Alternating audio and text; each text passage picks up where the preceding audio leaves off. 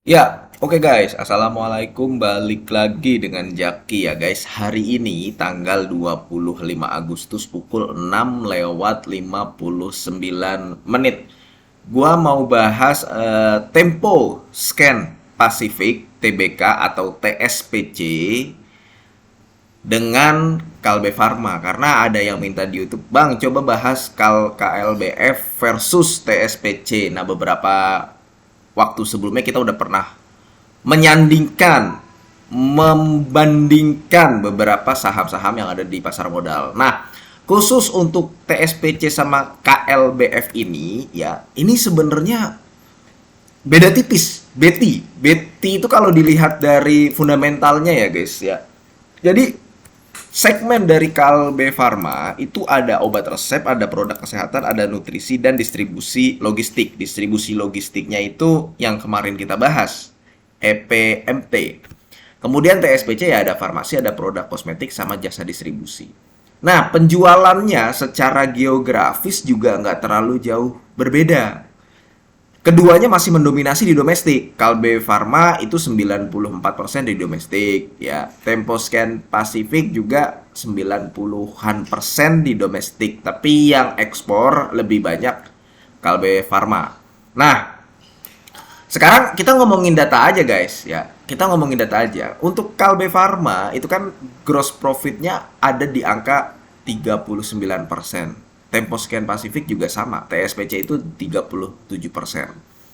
OPM-nya, operating profit margin sama juga, ya. Net profit margin-nya sama juga, ya. ROE-nya ya lebih besar Temposcan lah. Kemudian ROA-nya sama juga 12% dan 13%. PER-nya itu lebih mahal Kalbe Farma, sama PBV-nya juga lebih mahal Kalbe Farma. Jadi kalau secara valuasi memang Tempo itu lebih murah dibandingkan Kalbe Farma. Nah, sekarang kita lihat dari pertumbuhan. Kita gampang aja guys, ngelihatnya dari pertumbuhan. Cara yang termasuk cara yang paling mudah. Jadi ini udah gua ini ya, udah gua rekap ya. Ini dari tahun 2016, dari tahun 2016 ini gua freeze aja dulu. Dari tahun 2016 hingga tahun 2024. Kenapa ini berwarna kuning? Karena tahun 2024 belum selesai. Kenapa ini berwarna kuning juga dan tidak ada isinya? Karena gua tidak mencantumkan laporan keuangan tahun 2015 baik Kalbe Farma, baik TSPC. Jadi ini kosong karena ini nggak bisa dibandingkan dengan tahun sebelumnya. Nah, sekarang kita lihat pertumbuhannya ya. Karena kita sebagai investor yang ngelihatnya apa? Pertumbuhannya, pertumbuhan dari kinerja si perusahaan. Sekarang Kalbe Farma.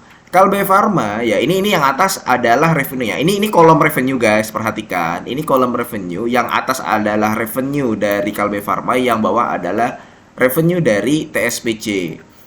Yang bawah kolom laba kotor. Laba kotor ini laba kotornya KLBF, ini TSPC. Demikian seterusnya. Nah, yang ini persentasenya ya. Sekarang kita lihat pertumbuhan dari Kalbe Farma sejak tahun 2017 nih, kelihatan ya guys ya. Nih, ini ada di angka 4%. 4% dong. Dari tahun 2016 itu sebesar 19 triliun, kemudian tahun 2017 itu 20 triliun, naiknya 4%. Demikian seterusnya 4%, 7%, 2%, 13%, ya 10%, 5%. Kalau di rata-rata pertumbuhan pendapatan dari Kalbe Farma itu ada di angka 6,73%. Nah, untuk TSPC itu ada di angka, kita average guys ya, itu ada di angka 5,35%. Itu dari sisi pertumbuhan. Hampir mirip, tapi lebih tinggi Kalbe Farma. Ini kita kasih ini ya, kita kasih apa? Kita kasih tanda lebih tinggi Kalbe Farma. Kemudian kita lihat laba kotornya. Laba kotor ini yang tadinya 9 triliun 2017, Kalbe Farma naik terus sampai di angka 11 triliun. Ya.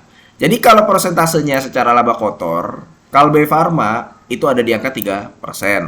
Nah, di tahun 2023 TSPC laba kotornya 4,7 triliun. Nah, ini persentasenya kalau ditarik rata-rata sejak tahun 2017 itu ada di angka 4,56%. Sedangkan ya Kalbe Farma ada di angka 3,24%. Berarti nih kalau dari laba kotor, pertumbuhannya yang menang adalah TSPC. Ya, TSPC nih. Sini nih, gue taruh sini lah, TSPC.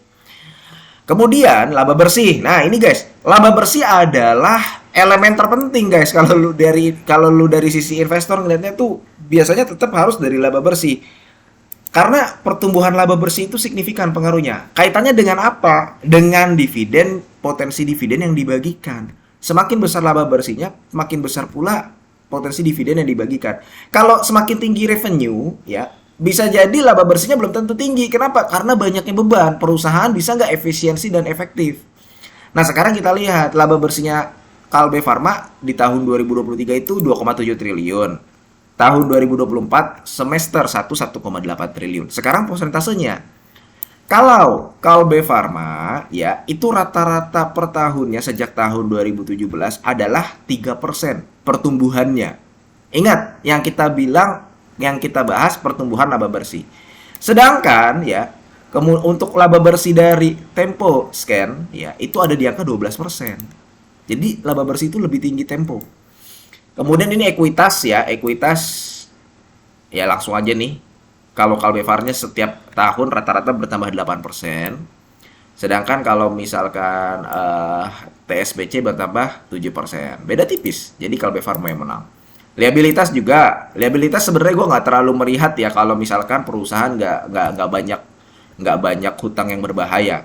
Untuk Kalbe Farma sendiri itu rata-rata per tahunnya dia meningkat 6% untuk liabilitasnya. Sedangkan TSPC meningkat 8%. Jadi kalau misalkan liabilitas yang menang ya Kalbe Farma karena semakin sedikit dia liabilitasnya, lebih cenderung lebih sehat walaupun keduanya sama-sama sehat saat ini ya. Kemudian dari sisi asetnya untuk Kalbe Farma bertambah setiap tahun 8% kalau dihitung dari tahun 2017 ya. Kalau untuk TSPC Kalbe Farma 8,65, TSPC 8,16. Jadi tetap Kalbe Farma. Nah, hijaunya banyakkan Kalbe Farma nih guys. Jadi gimana? Kalau gue pribadi guys ya, nah ini kan pendapat nih. Bukan berarti yang ini yang pertama yang gue sebut merupakan penilaian subjektif ya. Jadi ya pasti ada pro dan kontra. Yang kedua ya, bukan berarti ketika gue memilih salah satunya, satu yang lainnya itu tidak bagus atau tidak layak dikoleksi. Cuman kalau gue pribadi ya guys, kesimpulan. Kalau gue pribadi ya milihnya TSPC. Simple guys. Kenapa? Pertama dia lebih murah, ya kan? Memang kalau dari manuver-manuver perusahaan terlihat sepertinya Kalbe Farma ini lebih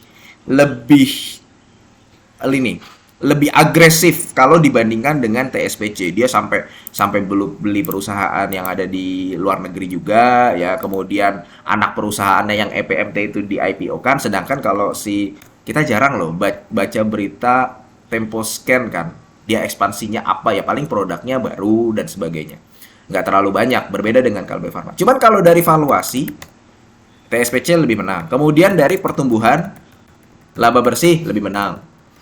Kenapa? Ya karena berarti perusahaan ini bisa lebih efisiensi, guys.